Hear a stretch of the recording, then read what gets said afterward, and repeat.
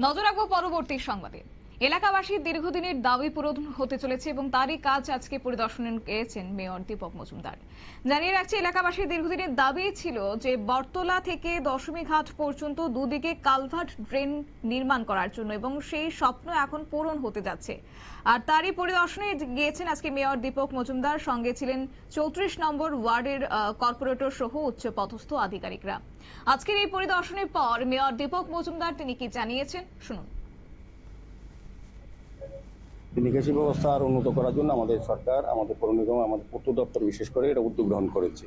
এই এলাকার মানুষের দীর্ঘদিনের দাবি বা সমস্যা এটা বা চাহিদাও, এখানে অল্প বৃষ্টিতেই এই জায়গাটা জল জমে যেত। কারণ হতো কি, ড্রেনগুলিতে পরিষ্কার করা উচিত এবং কিছু কিছু জায়গায় কিছু কিছু এনফোর্সমেন্টের হাত আমরা দেখেছি আগেও, সেগুলি আমরা ক্লিয়ার করে এই ড্রেনটাকে করবো। এটা পূর্ত দপ্তর থেকে নেওয়া হয়েছে।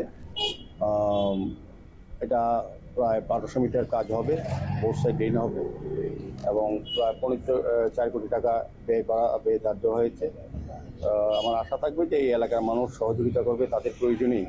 কারণ আমরা লক্ষ্য করেছি, যখন ব্রিজের এই ফ্লাইওভার নিচে জলটা আসে, এটা সবচেয়ে আগে এদিকে ঢুকে এবং পরটা মধ্যজনা জায়গাটা এখন আমরা ক্লিয়ার করেছি। কারণ বর্তমান শিববাড়ির থেকে জয়নগর মাথা অব্দি আমরা কভার ড্রেন করে দিয়েছি। এই কারণে গতবার দেখেছি বর্ষার সময় জল কম ঢুকেছে এখানে।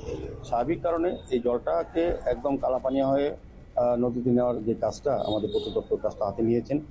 আমাদের সঙ্গে আছেন আমাদের এমআইসি মেম্বার এখানে, যিনি তুষারকান্ত ভট্টাচার্য, আমাদের যিনি এই ওয়ার্ডের কর্পোরেটর জাহ্নবী দাস কবির মহোদয়া, আমাদের পূর্ত দপ্তরের আধিকারিকরা আছেন, ইঞ্জিনিয়ার আছেন, আমাদের পৌর নিগমেরও আধিকারিকরা আছেন, ইঞ্জিনিয়ার আছেন, আমি এবং এই এলাকার যারা ক্লাবের সেক্রেটারি সম্পাদক, আমাদের ওয়ার্ড সভাপতি নিরঞ্জন দাস সহ এলাকার ব্যক্তিরা, যারা আমাদের কাছে প্রায় সময় আমাদের কর্পোরেটরের মাধ্যমে আমাদের বলতেন যে এলাকার এই বৃষ্টির সময় যে জল যন্ত্রণা থেকে মুক্ত করার জন্য। সেই উদ্দেশ্যে আমরা সরকার সঙ্গে মাননীয় মুখ্যমন্ত্রী প্রফেসর ডক্টর মানিক শাহ, ওনারও বিধানসভা কেন্দ্র, উনি নিজেও এরা আন্তরিক, আমাদেরকে বিভিন্ন সময় বলেছেন, নির্দেশ দিয়েছেন যাতে এই কাজটা দ্রুত সম্পন্ন করা যায়।